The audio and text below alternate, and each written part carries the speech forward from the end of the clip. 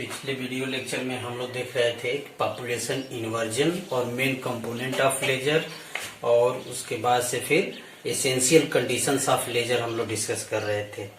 तो लेजर में यहाँ आपके जो सिलेबस में दिया हुआ है, लेजर तीन तरह का दिया हुआ है: solid state laser, gaseous laser और सेमीकंडक्टर लेजर।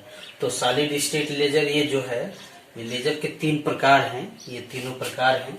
तो सॉलिड स्टेट लेजर यानी उसकी अवस्था के आधार पर लिया गया है कि जो मटेरियल यानी एक्टिव मीडियम जो है, यदि सॉलिड है तो सॉलिड स्टेट लेजर कहेंगे, यदि एक्टिव मटेरियल जो है गैस है तो गैसियस लेजर कहेंगे, यदि एक्टिव मटेरियल यदि मान लीजिए कि सेमीकंडक्टर है तो सेमीकंडक्टर लेजर कहेंगे। तो इन तीनों में एक एक हम लोग देखेंगे एक एक करके। तो जो सॉलिड स्टेट लेजर है वो रूबी लेजर है, जो आपके सिलेबस में है। रूबी लेजर इंपॉर्टेंट भी है, रूबी लेजर पूछा भी जाता है। हीलियम नियॉन लेजर यानी गैसियस लेजर है, तो हीलियम और नियॉन गैस है, इसकी जो अवस्था है यानी जो नेचर है वो गैसियस है, तो गैसियस लेजर इसको कहेंगे। और ये अर्धचालक जो लेजर है गैलियम आर्सेनेट है, जो आर्सेनाइड, ये जो है ये सेमीकंडक्टर है। तो इस सेमीकंडक्टर की वजह से इसकी अवस्था जो है सेमीकंडक्टर है, इसलिए इसका नाम अर्धचालक लेजर रखा गया। तो ये तीनों लेजर हम लोग देखेंगे। तो आइए देखते हैं हम लोग रूबी लेजर। तो रूबी लेजर में जो एग्जाम में पूछा जाता है, कंस्ट्रक्शन और वर्किंग पूछा जाता है कि कैसे बना हुआ है, यानी कंस्ट्रक्शन मीन्स बनावट, और फिर वर्किंग कैसे वर्क करता है, कैसे फंक्शन करता है। ठीक है, तो यहाँ दो तरह से मतलब ये कंस्ट्रक्शन और वर्किंग पूछा जाएगा। तो कंस्ट्रक्शन में देखते हैं, तो कंस्ट्रक्शन यदि इसको देखा जाए तो 1960 में टीएच मेमन ने फर्स्ट टाइम इसको इन्वेंट किया था। जो रूबी लेजर है, रूबी जो है एल्युमिनियम ऑक्साइड क्रिस्टल है, जो कि ये पिंक रूबी इसका नाम है, पिंक रूबी इसको कहते हैं एल्युमिनियम ऑक्साइड क्रिस्टल को। इसमें क्या करते हैं, इसमें जो 0.05% क्रोमियम +3 आयन की मिक्सिंग की गई है। ठीक है, तो ये क्रोमियम +3 आयन की मिक्सिंग करने के बाद ये जो मटेरियल बनता है, जो अपद्रव्य इसको जो मिलाया गया है, इससे जो मटेरियल बनता है, इस मटेरियल का क्या करते हैं 5 सेंटीमीटर लंबा एक रॉड, जो कि 1 सेंटीमीटर डायमीटर का एक रॉड ले लेते हैं, और इस रॉड को रूबी रॉड कहते हैं। ठीक है, तो ये रूबी रॉड होगा, और इस रॉड को यहाँ दिखाया गया है रॉड, तो 5 सेंटीमीटर लेंथ का और 1 सेंटीमीटर डायमीटर का एक रॉड है, ये रूबी रॉड है। ये क्या करते हैं, इसका ऑप्टिकली फ्लैट कर देते हैं। दोनों जो एंड है वो पूरी तरह से पॉलिश्ड होता है, ऑप्टिकली फ्लैट होता है। तो एक सिरा जो है परफेक्टली सिल्वर्ड होगा, यानी पूर्णतः क्या होगा, चांदी से कलई की गई होगी, यानी ये सिरा हो गया। और दूसरा जो सिरा है वो हाफ सिल्वर्ड है, यानी 0.8% जो है रिफ्लेक्टिंग का काम करता है, तो 0.8% इसको रिफ्लेक्टिंग के रूप में रखा जाता है। तो ये जो है, तो यानी दो सिरा हो गया, एक जो है परफेक्टली क्या है, पूर्ण परावर्तक है, और एक क्या है, आंशिक परावर्तक है। ठीक है, तो ये क्या करते हैं, और इसकी बनावट में जा सके और देखें क्या है, ये कांच के ट्यूब में रखा हुआ है, ये पूरा कांच के ट्यूब में रखा हुआ है। इसमें क्या है, इसमें जो क्रोमियम आयन की जो मिक्सिंग की गई है, क्रोमियम +3 आयन की मिक्सिंग की गई है, ये तो एक्टिव होता है एल्युमिनियम के रिस्पेक्ट में। तो इसको क्या करते हैं, ये जो क्रोमियम +3 आयन है एक्टिव होता है, तो ये इसकी प्रॉपर्टी है कि क्या करता है, ये केवल ग्रीन और येलो कंपोनेंट को केवल ये एब्जॉर्ब करता है। यानी जब हम इसमें पंपिंग करते हैं, पंपिंग करने का प्रोसेस भी है, जेनॉन हेलिकल फ्लैश ट्यूब इसमें लगा हुआ है, जैसे देखें ये जेनॉन हेलिकल फ्लैश ट्यूब लगा हुआ है। ये जो है ग्लास का ट्यूब है, और ये जेनॉन हेलिकल फ्लैश ट्यूब है, ये ट्यूब है। इसमें क्या है, जेनॉन गैस भरी हुई है, और इसमें डिस्चार्ज कराते हैं, और डिस्चार्ज कराने पर क्या होता है, जेनॉन हेलिकल फ्लैश ट्यूब जो है वो मिली सेकेंड का पल्स देता है। तो इस मिली सेकेंड के पल्स को क्या करता है, क्रोमियम +3 आयन जो है एब्जॉर्ब करता है, और ये एक्टिव अवस्था में चला जाता है, यानी कह सकते हैं एक्साइटेड स्टेट में चला जाता है। और रेस्ट जो एनर्जी जो बचता है केवल ग्रीन और येलो कंपोनेंट को यूज करता है। रेस्ट जो एनर्जी बचता है वो क्या है, इस मटेरियल को हीट करने लगता है, तो यहाँ हीटअप होने लगता है। तो इसको बचाने के लिए इस हीटिंग से इसको इस बचाने के लिए क्या करते हैं, इसमें वाटर सर्कुलेट कराते हैं। वाटर एक ट्यूब लगा के वाटर सर्कुलेट कराते हैं। तो वाटर या लिक्विड नाइट्रोजन दोनों यूज कर सकते हैं। तो लिक्विड नाइट्रोजन और वाटर सर्कुलेट कराते हैं। कूलिंग की व्यवस्था की जाती है। यहाँ क्रोमियम +3 आयन जो है एल्युमिनियम +3 आयन को क्या करता है, ये रिप्लेस करता है, जिससे रेड लेजर लाइट निकलती है। उससे यहाँ से रेड लेजर लाइट निकलती है। तो ये जो रेड लेजर लाइट निकलती है वो मिली सेकेंड का पल्स होता है और उसकी जो वेवलेंथ होती है 6943 एंगस्ट्रॉम होता है। ठीक है, तो ये इसकी बनावट है। इस कैसे मिल के बना हुआ है इसको थोड़ा सा एक बार और डिस्कस करते हैं कि ये जो रूबी लेजर है कैसे इसका कंस्ट्रक्शन है। तो कंस्ट्रक्शन में देखें कि पहले क्या है, ये टीएस मेमन ने 1960 में इसको इन्वेंट किया था। और एल्युमिनियम ऑक्साइड क्रिस्टल है जिसको पिंक रूबी कहते हैं। इसमें क्या किया गया है, 0.05% की क्रोमियम +3 आयन की डोपिंग की गई है। उसका वो जो मटेरियल बना है वो मिक्सिंग करने के बाद जो मटेरियल बनता है उस मटेरियल का क्या किया गया, 5% यानी क्या कहिएगा 5 सेंटीमीटर लेंथ और 1 सेंटीमीटर डायमीटर का एक रॉड बना लिया गया है जिसको रूबी रॉड कहते हैं। और उसका दोनों एंड जो है ऑप्टिकली फ्लैट कर देते हैं। ठीक है, तो यानी एक सिरे को क्या करेंगे, उसमें एक सिरा जो है पूर्णतः क्या करते हैं, परफेक्टली इसको क्या करते हैं, पॉलिश कर देते हैं। और दूसरा जो सिरा है वो क्या है, उसको हाफ सिल्वर्ड कर देंगे, यानी आंशिक परावर्तक कर देते हैं, यानी 8% ये रिफ्लेक्ट कर सके। ठीक है, और ये कांच के ट्यूब में रखा हुआ है, ये कांच के ट्यूब में रखा हुआ है। यहाँ क्रोमियम +3 जो आयन है, क्रोमियम +3 आयन जो है वो एक्टिव होता है। वो जो पंपिंग जो एनर्जी दी गई है, एनर्जी सोर्स से एनर्जी दी गई है, यानी जेनॉन हेलिकल फ्लैश ट्यूब जो है मिली सेकेंड का पल्स जो जनरेट कर रहा है, तो वो मिली सेकेंड के पल्स से जो ब्रॉड एनर्जी लेवल है उससे केवल ग्रीन और येलो लाइट को ही केवल एब्जॉर्ब करता है और ये एक्टिव अवस्था में चला जाता है, यानी कह सकते हैं कि एक्साइटेड हो जाता है। और यहाँ रेस्ट जो एनर्जी जो बचता है उससे क्या होता है, ये सिस्टम पूरा हीट होने लगता है। इससे बचने के लिए कूलिंग की व्यवस्था की जाती है इसमें, और कूलिंग की व्यवस्था के लिए लिक्विड नाइट्रोजन या वाटर सर्कुलेट कराया जाता है। और यहाँ क्रोमियम +3 आयन जो है जब एल्युमिनियम +3 आयन को रिप्लेस करता है, तो रिप्लेस करने के बाद यहाँ से रेड लेजर बीम जो है प्रोड्यूस होती है, जिसका वेवलेंथ जो 6943 एंगस्ट्रॉम होता है। ठीक है, तो ये इसकी बनावट है। इसको थोड़ा सा एक बार और डिस्कस किया जाए तो ये जहां से देखें, ये रूबी रॉड है, ये रूबी रॉड है। ठीक है, ये जो है इसको ग्लास ट्यूब में रखा हुआ है, ये पूरी तरह से ये ग्लास ट्यूब है। ठीक है, इस पर क्या है, जेनॉन हेलिकल फ्लैश ट्यूब लगा हुआ है जिससे ये पंपिंग की व्यवस्था की गई है। जैसा कि हम लोग जानते हैं कि मेन कंपोनेंट हम लोग कल बताए थे कि मेन जो कंपोनेंट है उसमें 3 चीजों का आवश्यक है। एक तो एनर्जी सोर्स की आवश्यकता है, दूसरा जो है उसमें एक्टिव मटेरियल की जरूरत है, और तीसरा जो है ऑप्टिकल रेजोनेटर की जरूरत है। तो ऑप्टिकल रेजोनेटर का काम यही जो इसको परफेक्टली जो है परफेक्टली इधर क्या करते हैं, सिल्वर्ड कर देते हैं, इधर हाफ सिल्वर्ड कर देते हैं, तो ये ऑप्टिकल रेजोनेटर का काम करता है। इन 2 मिरर का काम करने लगता है। ठीक है, और जेनॉन हेलिकल फ्लैश जो ट्यूब है वो पंपिंग का काम करता है। फिर ये जो रूबी रॉड है ये एक्टिव मटेरियल का काम करता है। तो ये मेन 3 कंपोनेंट्स हैं जिससे लेजर लाइट क्या कर सकते हैं, प्रोड्यूस कर सकते हैं। ठीक है, तो यहाँ जब इस मटेरियल में ये एक्टिव मटेरियल है, इस मटेरियल में है पॉपुलेशन इन्वर्जन होगा। ठीक है, तो ये क्रोमियम +3 आयन जो है एक्साइटेड स्टेट अवस्था में जाता है। उसको जब हम कार्यविधि बताएंगे, जब इसका फंक्शन बताएंगे, तो फंक्शन में उसको विद ग्राफ हम लोग इसको डिस्कस करेंगे कि जब क्रोमियम +3 आयन जब एक्साइटेड स्टेट में जाता है तो हाँ कल हम लोग डिस्कस किए थे कि मेटा स्टेबल स्टेट होगा। तो मेटा स्टेबल स्टेट जहां की वो 10⁻³ सेकेंड तक रुक सकता है एटम। तो वहां पॉपुलेशन इन्वर्जन होता है, और पॉपुलेशन इन्वर्जन जब होगा तो वहां से लेजर बीम, जब वहां से ट्रांजिशन होगा, लोअर लेवल के लिए ट्रांजिशन होगा, तो लेजर बीम प्रोड्यूस होगा। यानी जो लेजर बीम प्रोड्यूस होगा उसकी जो वेवलेंथ होगी 6943 एंगस्ट्रॉम होगा, जो कि ये रेड रीजन में आता है, इसलिए यहाँ से रेड लेजर लाइट प्रोड्यूस होगा। तो ये इसकी बनावट, इसके बाद से इसका कार्यविधि हम बताते हैं।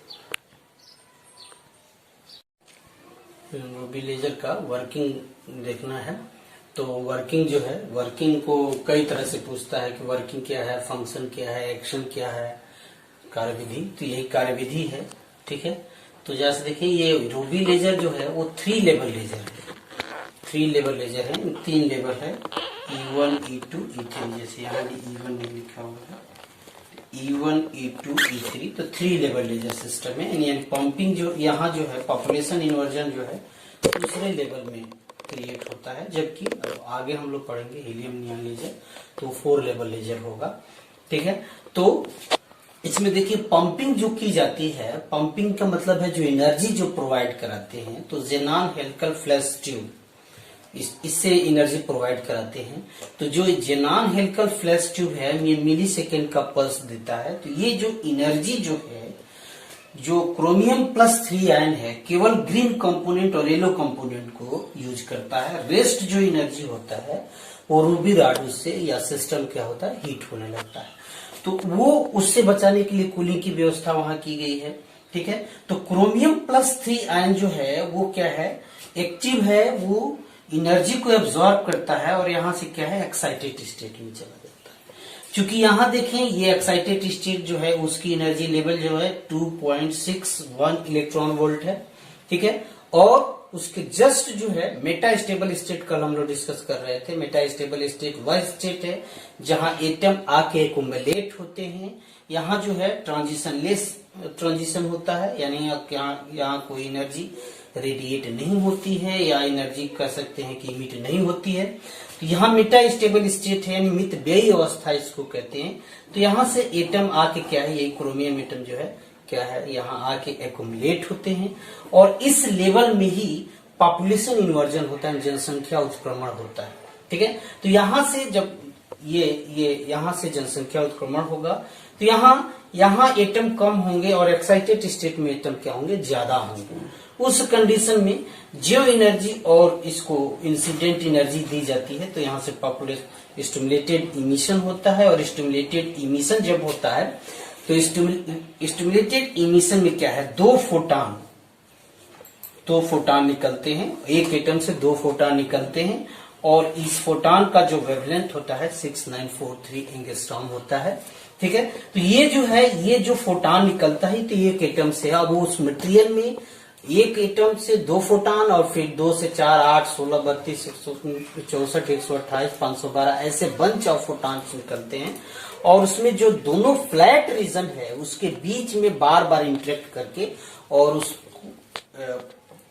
आगे पीछे इंटरेक्ट होते रहते हैं, और उससे उसकी इंटेंसिटी क्या होती है, इंक्रीज होती है।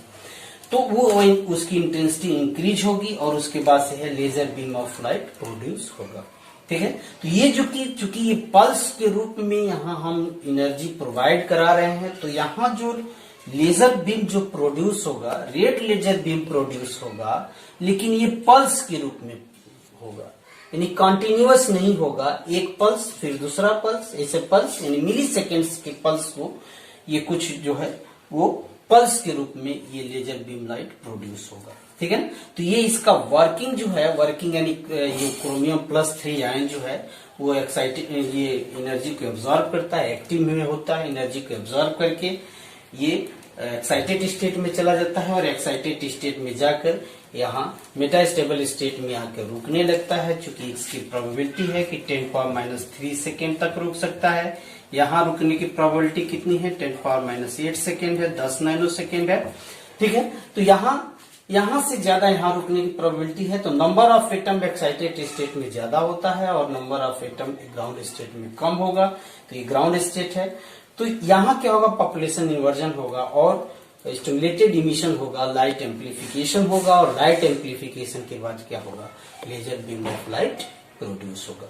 जो तो रूबी लेजर जो है, जैसे देखिए रूबी लेजर जो है थोड़ा हीलियम नियॉन लेजर से थोड़ा सा अलग है, क्योंकि इसमें क्या है, यहाँ हमें 50% से ज्यादा एटम को एक बार हमें पॉपुलेशन इन्वर्जन कराना पड़ेगा, तभी क्या होगा, जो आउटपुट जो होगा वो इफिशिएंट मिलेगा, यानी जो इनपुट के अपेक्षा आउटपुट क्या होगा, ज्यादा मिलेगा। रूबी लेजर में हम लोग देख रहे थे कि ये जो पल्स लेजर के रूप में है, ठीक है ना, तो ये पल्स के रूप में, चूंकि हम यहाँ इनपुट जो दे रहे हैं जेनॉन फ्लैश ट्यूब का, तो ये मिली सेकेंड का पल्स देता है, तो ये पल्स के रूप में लेजर लाइट प्रोड्यूस करेगा, ठीक है।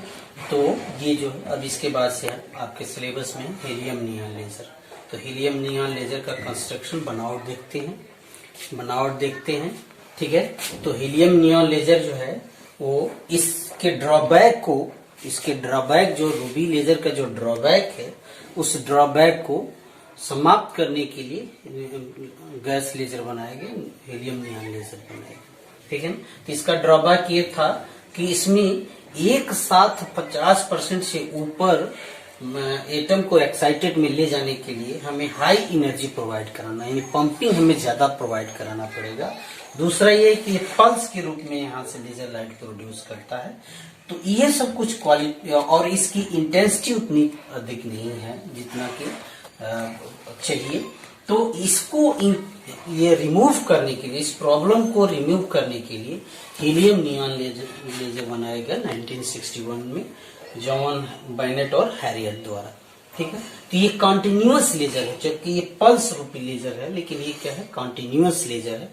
ये कॉन्टिन्यूअस लेजर बीम प्रोड्यूस करता है, ठीक है। तो इसकी बनावट जैसे देखते हैं, ये देखिए, ये जो रूबी लेजर है 3 लेवल लेजर है, 1 2 3 लेवल, जबकि यहाँ देखेंगे इसमें जब इसका वर्किंग देखेंगे तो वहाँ 4 लेवल लेजर है।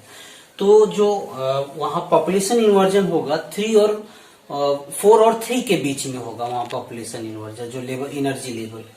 तो ये 4 लेवल लेजर इसको बोल सकते हैं। इसमें क्या हीलियम और नियॉन गैस भरा हुआ है, लो प्रेशर पर भरा हुआ। तो यहाँ जो पंपिंग होता है, एटम कोलिजन पंपिंग यूज करते हैं और इलेक्ट्रिकल डिस्चार्ज पंपिंग यूज करते हैं। इलेक्ट्रिकली डिस्चार्ज के हाई वोल्टेज इसमें लगाते हैं हीलियम नियॉन लेजर गैस में। तो यहाँ क्या है कि ये क्वार्ट्ज का डिस्चार्ज ट्यूब है, ये डिस्चार्ज इसमें करते हैं, क्वार्ट्ज का है। तो क्वार्ट्ज डिस्चार्ज ट्यूब में हीलियम नियॉन लेजर भरा हुआ है, गैस भरा हुआ, सॉरी। तो हीलियम नियॉन गैस भरा हुआ है 7:1 रेशियो, यानी 7 जो है 7 हीलियम का है और नियॉन जो है 1 रेशियो में है। तो 7:1 रेशियो में इसमें भरा हुआ है। 1 mmHg लो प्रेशर पर भरा हुआ है। लो प्रेशर मीन्स कि जब हाई प्रेशर होगा तो उसमें कोलिजन कम होगा, लो प्रेशर रखेंगे तो उसमें कोलिजन क्या होगा, ज्यादा होगा। तो कोलिजन पंपिंग, कोलिजन मीन्स टकराव, तो जो टकराव जो होगा वो क्या होगा, ज्यादा होगा, तो ज्यादा इंटरेक्ट होगा, हीलियम और नियॉन एटम क्या होंगे, ज्यादा इंटरेक्ट होंगे और एनर्जी क्या होगी, ट्रांसफर हो सकती है, ठीक है।